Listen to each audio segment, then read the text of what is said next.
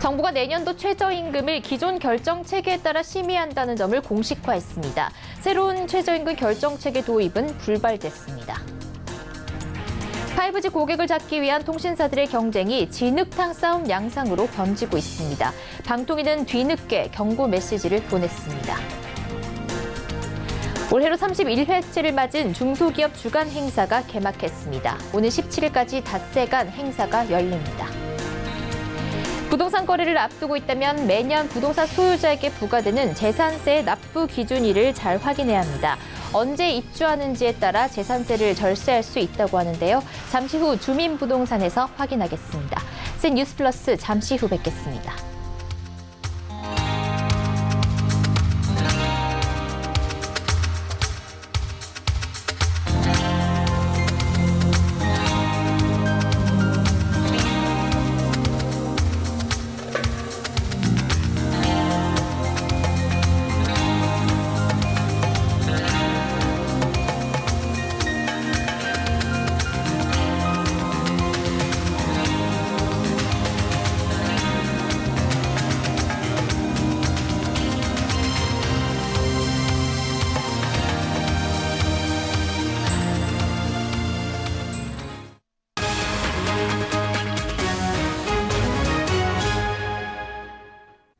시청자 여러분 안녕하십니까? 센 뉴스 플러스 양한나입니다. 정부가 내년도 최저임금을 기존 결정 체계에 따라 심의한다고 공식 발표했습니다. 최저임금 결정 체계 개편을 위한 법 개정이 국회에서 지연됨에 따라 내년도 최저임금 심의는 현행법을 따르기로 한 겁니다. 고용노동부는 지난 2월 최저임금을 심의하는 최저임금위원회를 전문가가 참여하는 구간설정위원회와 노사공익위원이 참여하는 결정위원회로 이원화하는 것을 주요 내용으로 하는 최저임금 결정 체계 개편 방안을 발표했습니다. 노동부는 당초 새로운 최저임금 결정 체계를 내년도 최저임금 심의부터 적용할 방침이었으나 국회에서 법 개정이 지연돼 실현하지 못하게 됐습니다. 한편 류장수 위원장을 비롯한 최저임금위원회 공익위원 8명이 최근 공식적으로 사퇴 의사를 밝힘에 따라 노동부는 새 공익위원 위촉에 착수했습니다. 이재갑 고용노동부 장관은 2020년 최저임금 심의에 차질이 없도록 새로운 공익위원 위촉 절차를 5월 말까지 완료하도록 노력하겠다고 밝혔습니다. 한국은행이 미중 무역협상 합의 실패에 대해 국제금융시장의 변동성이 제한적이었지만 향후 협상 과정의 불확실성이 높은 만큼 그 전개 상황을 계속 면밀하게 모니터링할 계획이라고 밝혔습니다. 한은은 오늘 오전 허진호 부총재부 주재로 통화금융대책반 회의를 열고 미국의 대중 추가 관세 부과 이후 국제금융시장 반응과 국내 시장에 미칠 영향을 점검하고 이 같은 입장을 내놨습니다. 특히 한은은 미국의 추가 관세 부과와 미중 간 합의 실패에도 불구하고 향후 협상 지속 전망으로 미국 금리와 주가가 상승했다며 역외 선물환 시장에서 원달러 환율이 하락했다고 평가했습니다. 또 한국의 국가 부도 위험 지표인 신용 부도 스와프 프리미엄 역시 축소됐다고 덧붙였습니다. 한편 정부도 이날 오전 열린 거시경제금융점검회의에서 미중 협상 진행 상황에 따라 국내 금융시장 변동성이 과도하게 확대되는 경우 필요하다면 시장 안정 조치를 시행할 계획이라고 밝혔습니다. 지난 주말간 5G 고객을 잡기 위해 통신사들이 물불안가리는 경쟁을 벌였습니다. 지원금을 차별적으로 제공하는 불법 행위가 기승을 부렸고 심지어는 공짜 폰에 오히려 돈을 더 챙겨주는 경우도 있었습니다. 이보경 기자입니다. 한 휴대폰 정보 사이트. 지난 주말 개통을 시작한 LG전자의 첫 5G 스마트폰 V50 ThinQ를 구입한 소비자들의 후기가 올라왔습니다. 출고가 119만 9천 원인 V50 ThinQ를 공짜로 개통했다는 글부터 심지어는 공짜로 폰을 사고 5만 원을 받았다는 글까지 수두룩합니다. 실제로 10일 통신 3사의 판매 장려금 정책 공지에도 나타납니다. SK텔레콤은 5G로 번호 이동을 할 경우 공시지원금 63만 원 외에 66만 9천 원의 리베이트가 지급돼 출고가 119만 9천 원인 LG V50 ThinQ를 공짜로 사고 오히려 10만 원을 지급받는 현상까지 벌어졌습니다. KT는 공시지원금 60만 원에 70만 원의 리베이트가, LGU+는 공시지원금 51만 원에 80만 원의 리베이트가 지급됐습니다. 단말기 유통구조 개선법에 따르면 판매장려금은 공시지원금의 최대 15%까지 제공할 수 있지만 이를 보란듯이 어기고 있는 것입니다.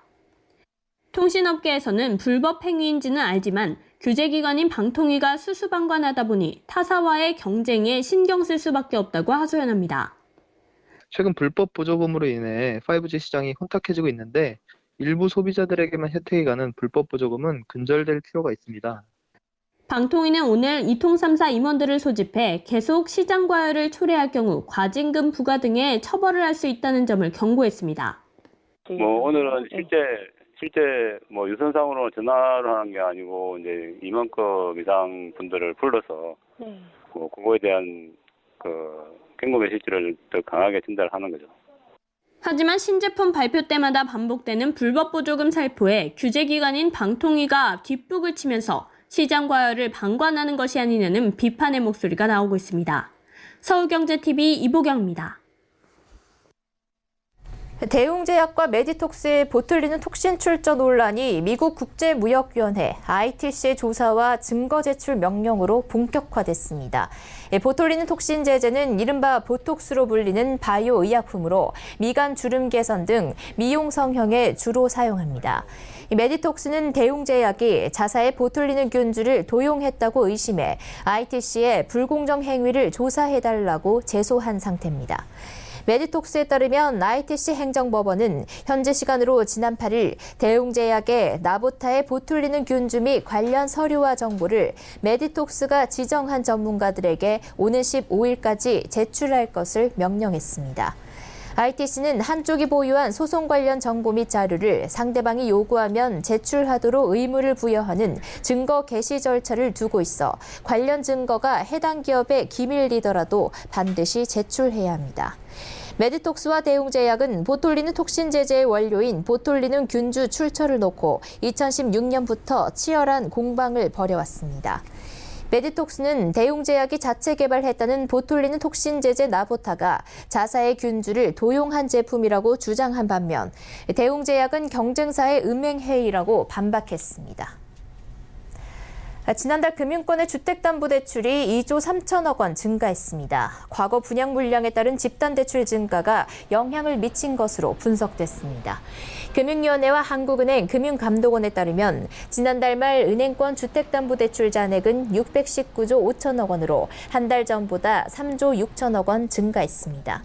이는 4조 9천억 원 증가한 지난해 12월 이후 가장 큰 증가폭이고 지난 2년간 월평균 주택담보대출 증가액 약 3조 1천억 원을 웃도는 겁니다. 4월 기준으로는 2016년 4조 6천억 원 증가한 이후 최대입니다. 4월 은행권 주택담보대출 반등 배경으로는 수도권 주택 분양과 입주 관련 집단대출이 지목됐습니다. 금융위 관계자는 은행권 주택담보대출 증가는 집단대출 확대와 버팀목 전세대출 등 정책 상품을 은행 재원으로 취급한 영향이라고 설명했습니다.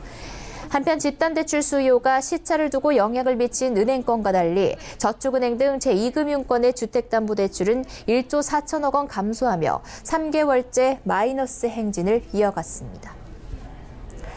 앞으로는 법정 관리 기업에도 신규 자금이 지원돼 신속한 기업 구조 조정이 이뤄질 전망입니다. 또 워크아웃 기업의 채권 금융회사가 무분별하게 채권을 회수해 기업 재무 상태를 더욱 어렵게 만들지 못하도록 하는 방안이 추진됩니다. 금융당국은 이 같은 내용을 골자로 하는 법안을 준비 중이라고 밝혔습니다. 고현정 기자입니다. 그동안 기업이 부실해지면 금융당국이 주도하는 기업구조 개선 작업으로 구조조정할 것이냐 아니면 법원이 이끄는 기업회생 절차로 갈 것이냐를 두고 논란이 많았습니다. 각각의 장점이 있는 데다 금융당국과 법원의 밥그릇 다툼까지 가세하면서 논란은 더욱 가중되었습니다. 기업 구조조정 촉진법에 따른 워크아웃은 채권은행 간 동의가 있어야 하지만 일정 동의만 이뤄지면 신속하게 신규 지원이 이뤄질 수 있어 적시에 기업 구조조정이 가능했습니다. 반면 법원의 기업회생 작업은 법원 개시 명령까지 시간이 걸리는 단점이 있지만 한 번 개시되면 채권이 동결돼 기업이 채무상환 압박으로부터 벗어남으로써 구조조정의 발판을 마련할 수 있었습니다. 당국은 이에 따라 두 가지 구조조정 방안의 장점을 취합하는 법안을 연말까지 만들어 원활한 기업 구조조정을 유도하겠다고 밝혔습니다. 이렇게 될 경우 신속한 인수합병이 이뤄짐으로써 자본시장이 활성화할 것으로 기대됩니다. 다시 말해 금융당국은 기촉법에 따른 워크아웃 시 해당 회사 채권을 동결하고 기업회생법에 따른 회생 절차에는 캠코 등 정책금융기관의 신규 자금 지원을 늘리는 등 기촉법과 통합도산법 두 제도를 개선해서 운영할 계획입니다. 특히 캠코나 산업은행 등 정책금융기관의 신규 자금 지원 투입 성공 사례를 마련하고 회생 절차 중 M&A가 무산되지 않도록 보증기관이나 채권은행의 협조를 강화하는 데 집중할 계획입니다. 아울러 워크아웃과 법원 회생 절차를 연계하는 이른바 P플랜을 활성화할 수 있는 방안 등 기업 구조조정 제도의 새로운 틀도 구상할 계획입니다. 이를 위해 오늘 금융위는 기업 구조조정 관련 전문가로 구성된 기업 구조조정제도 점검 TF를 열고 관련 논의를 시작했습니다. 김용범 금융부위원장은 이날 회의에서 모범적인 기업회생 사례를 만들어 기업회생 인프라를 갖춰나가는 데 총력을 다할 것이라며 채권은행과 자본시장 플레이어, 정책금융기관의 협조를 요청했습니다. 서울경제TV 고현정입니다. 이번 주는 국내 중소기업계의 가장 큰 연례 행사인 중소기업 주간입니다. 올해로 31회째를 맞은 이번 행사는 혁신과 협업, 중소기업의 새로운 성장 동력입니다를 주제로 삼았습니다. 이를 위한 첫발로 중소기업중앙회와 중소벤처기업진흥공단이 손을 잡고 스마트 공장 확산 등을 위한 업무 협약을 맺었습니다. 김혜영 기자입니다. 중소기업중앙회와 중소벤처기업진흥공단이 스마트 공장 확산과 해외 판로 확대 등 중소기업을 강소기업으로 키우기 위한 협약을 맺었습니다. 한국 경제의 허리인 중소기업 육성을 위한 양기관의 협력 관계를 강화한 겁니다. 이는 올해로 31회째를 맞는 중소기업 주간 첫 행사로 남다른 의미를 지닙니다. 중앙회와 중소벤처기업진흥공단과의 직접 이렇게 협약을 하고 실제 MOU를 하는 건 첫 자리입니다. 스마트 팩토리를 중점 과제로 하고 있는데요. 진출한 해외 거점에 중기중앙회에서 직접 민간 차원에서 진출을 하고 누구라도 그 중기중앙회와 중소벤처기업 진흥공단 플랫폼을 활용해서 그 넥스트 유니콘 기업으로 성장시킬 수 있다. 이런 취지로 오늘 이 자리를 만들었습니다. 이번 협약을 통해 두 기관은 스마트 공장 구축과 스마트 제조 인력 양성의 역량을 강화합니다. 중기중앙회가 스마트 공장 성공 사례를 홍보하고 스마트 공장이 필요한 기업을 발굴하면 중진공이 자금을 지원합니다. 이와 함께 국내 중소기업이 해외로 판로를 넓힐 수 있도록 중진공의 해외 거점을 활용하게 됩니다. 이 밖에도 협동조합 공동사업 활성화, 중소기업 일자리 인식 개선, 불공정 거래 차단 등 중소기업을 위한 협력 체계를 강화한다는 방침입니다. 한편 17일까지 닷새간 열리는 중소기업 주간 행사는 국가경제에 기여한 중소기업 유공자를 포상하는 2019 대한민국 중소기업인 대회, 혁신인재 장기재직 전략 토론회, 협동조합 활성화 해커톤 등 다채로운 부대 행사도 진행됩니다. 서울경제TV 김혜영입니다.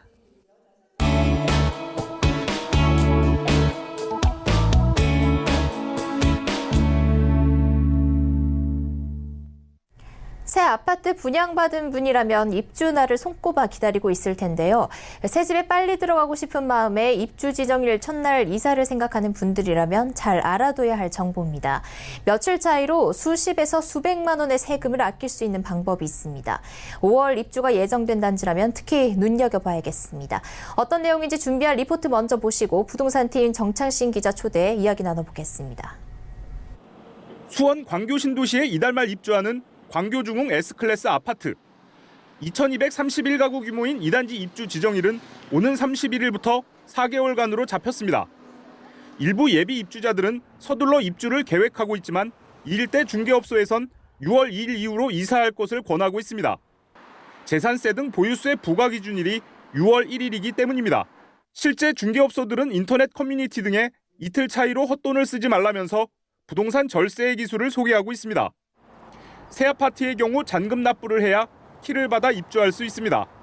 보통 5월 입주 예정 단지의 경우 잔금 납부 시점에 따라 지방세인 재산세를 분양자가 낼지 건설사가 낼지 결정됩니다. 5월 31일, 6월 1일까지 잔금을 완납하신 분들은 올해 재산세 납세 의무가 있는 거고요. 잔금을 6월 2일부터 내신 분들은 재산세 납세 의무가 없어요. 6월 1일 현재는 시행사 소유니까 시행사한테 재산세가 납니다. 재산세는 얼마나 될까? 소유권 이전 등기가 완료되지 않은 새 아파트는 공시가격이 매겨지지 않는 만큼 감정평가액으로 재산세가 부과됩니다. 업계에선 보통 분양가의 70% 수준으로 추산하고 있습니다. 이 단지 전용 109A제곱미터의 경우 분양가는 7억 1천에서 7억 5,800만 원. 재산세를 계산해보니 109만 원에서 121만 원 가량입니다. 5월 31일 입주가 가능하지만 6월 2일까지 기다렸다 잔금 납부와 함께 입주하면 100여만 원의 세금을 아낄 수 있는 겁니다. 국토교통부에 따르면 이처럼 5월 입주 예정인 아파트는 전국 2만여 가구입니다. 수도권의 8,200여 가구, 지방의 11,700여 가구가 집들이할 예정입니다. 서울경제TV 정창신입니다. 네, 부동산팀 정창신 기자 나와 있습니다. 안녕하세요. 네, 안녕하세요. 네, 정 기자 리포트 보니까요. 입주를 언제 하느냐에 따라서 예를 들어서 이틀 차이로 100만 원 정도를 아낄 수 있는 거네요. 새로 아파트 입주할 때 여기저기 돈 들어갈 때 많은데 이게 참 도움이 되는 정보겠어요. 네, 맞습니다. 이 새 아파트 입주하려면 보통 이제 잔금을 마련하는 게 가장 큰 일인데요. 이건 이제 보통 은행에서 대출을 받아서 해결을 하거든요. 이거를 이제 잔금 대출이라고 합니다. 그런데 이 잔금 대출을 받기 전에 이 중도금이라 그래서 이 아파트를 짓는 한 2, 3년 기간 동안에 이것도 은행에서 대출을 받아서 해결을 하는데 이 중도금 대출을 또 갚아야 되거든요. 입주하기 전에. 그래서 하나의 큰 잔금 대출을 받아서 이 중도금 대출을 갚고 나머지는 이제 잔금을 내게 되는 구조입니다. 그래서 뭐 이 잔금 대출은 최장 한 30년 만기로 하나의 큰 빚이 되는 거고요. 또 여기에 새 아파트 입주할 때 또 뭐가 들어가냐면 뭐 평형에 따라 좀 다르긴 하지만 이사비가 한 2, 300만 원 정도가 들어가고 또 여기에 새 집으로 이사를 하다 보니까 간혹 뭐 좀 낡은 가구들을 좀 교체하는 분들도 계시거든요. 뭐 소파라든가 침대라든가 식탁 같은 거를 좀 바꾸는데 이런 상황에서 한 100만 원 정도를 좀 아낄 수 있다라는 거는 좀 큰 도움이 되지 않나 생각이 좀 듭니다. 네, 그럼 이제 그 입주 지정 기간에 과세 기준일인 6월 1일이 끼어 있는 단지라면 잘 알아둬야 할 것 같은데요. 이달 입주하는 단지 또 어디가 있습니까? 네, 일단 이 보유세는 이 재산세 말고도 이 공시가격이 9억 원이 넘는 고가 아파트에 붙는 종합부동산세가 있습니다. 그러니까 이 종부세도 내야 되는 경우라면 세금을 더 아낄 수 있는데요.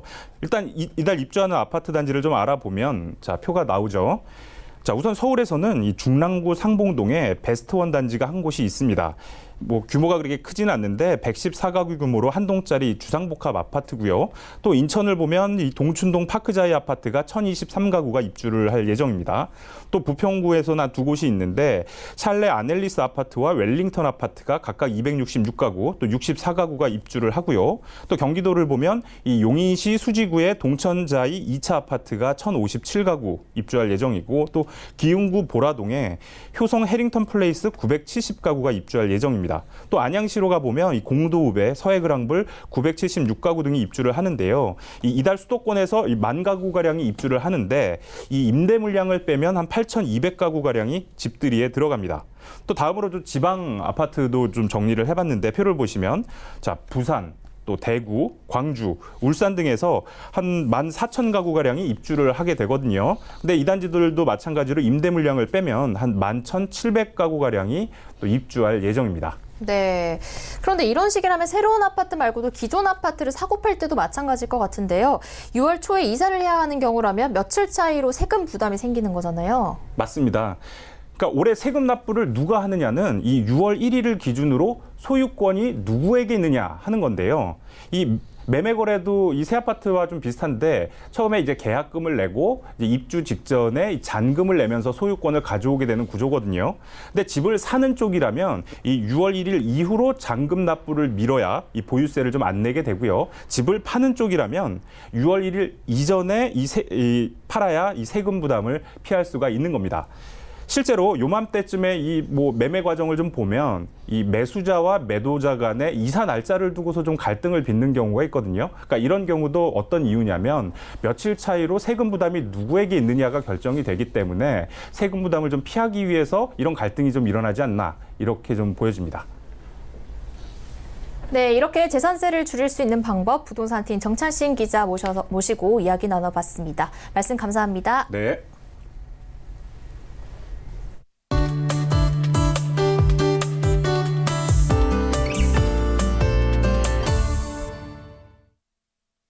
최근에 많은 분들이 해외여행을 떠나면서 항공기를 이용하는 경우가 늘고 있는데요. 이 항공기는 기상에 많은 영향을 받습니다. 특히 영향을 많이 주는 게 안개이고요. 비나 태풍 그리고 눈도 영향을 준다고 합니다.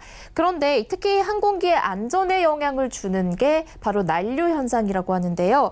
이 난류는 고고도에서 발생을 하고 또 항공기에 위험을 끼치는 경우가 많다고 합니다. 오늘은 난류와 연관된 경제 이야기 들려드리겠습니다. K웨더 방기석 예보센터장 나와 있습니다. 안녕하세요. 네, 안녕하세요. 네, 센터장님, 이 난류라는 현상은 어떤 현상을 말하는 건지 좀 설명해 주시죠. 통상 항공기상에서 말하는 난류는 지상과 상공에서 나타납니다. 지상에서는 바람의 급변이라든가 풍속의 급작스러운 증가로 항공기 이착륙에 영향을 주는 것을 말하고요. 상공에서도 난류가 발생을 하는데 항공기가 운행하고 있는 상공에서 공기 이상 흐름으로 항공기가 뚝 떨어지는 등 요동을 치는 것을 난류라고 말합니다. 2012년 6월 4일 대한항공 여객기가 인도네시아에서 인천공항으로 오던 중에 난류 사고가 발생을 했습니다. 비행한 지 1시간 후에 갑자기 비행기가 수직 낙하를 했는데요. 승무원들은 천장에 부딪히거나 중심을 잃으며 넘어졌고요. 탁자의 음식물들은 모조리 쓰러졌습니다. 단 5초에 불과했지만 평화롭던 비행기가 순식간에 아수라장이 되었습니다. 다행히 비행기는 바로 안정을 찾았지만 승객 10여 명이 부상을 당했었죠. 자주는 아니지만 외국에서는 항공기 난류 사고로 목숨을 잃는 경우도 종종 있습니다. 네, 실제로 비행기를 타보면 그 비행 중에 안전벨트를 매라고 그 경고 방송이 나올 때가 바로 그 난류를 만났을 때라고 하던데요. 이 난류와 경제도 상관관계가 있다고요? 제가 먼저 앵커님에게 좀 질문을 하나 해보겠습니다.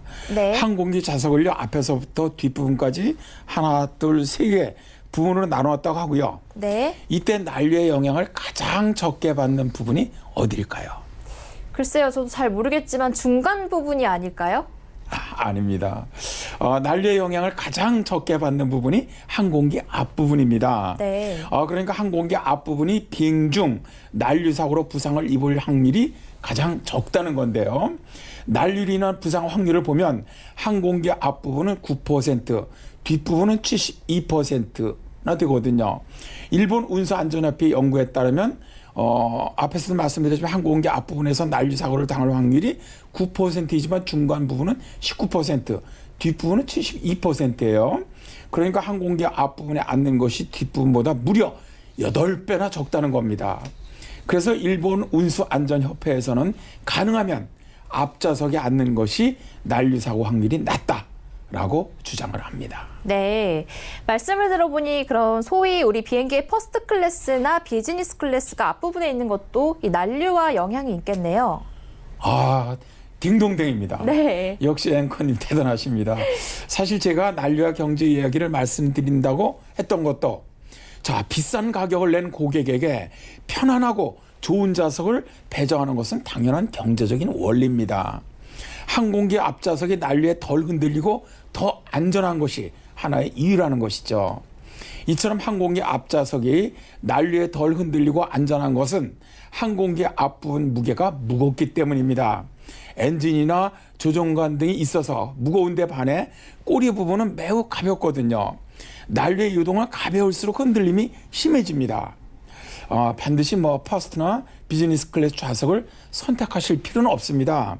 좌석을 조금 빨리 선택하셔서 중간 앞부분으로만 가셔도 난류 사고를 줄일 수 있거든요. 저도 이런 방법을 사용합니다. 네. 그러면 항공기에서 난류 사고를 줄일 수 있는 팁도 있을까요? 가장 중요한 것은요. 안전벨트 경고등이 켜지면 기내에서 이동을 하지 않으셔야 합니다. 이동 중이시면 바로 좌석으로 들어가서 안전벨트를 매고요. 또 비행 중에는 항상 안전벨트를 매시는 것이 뜻밖의 사고를 줄일 수 있다. 꼭 기억하시기 바랍니다. 네, 오늘은 항공기 자리에도 가격이 다른 배경에 날씨의 영향이 숨어 있다는 사실을 확인해 봤습니다. 센터장님 감사합니다. 네, 고맙습니다.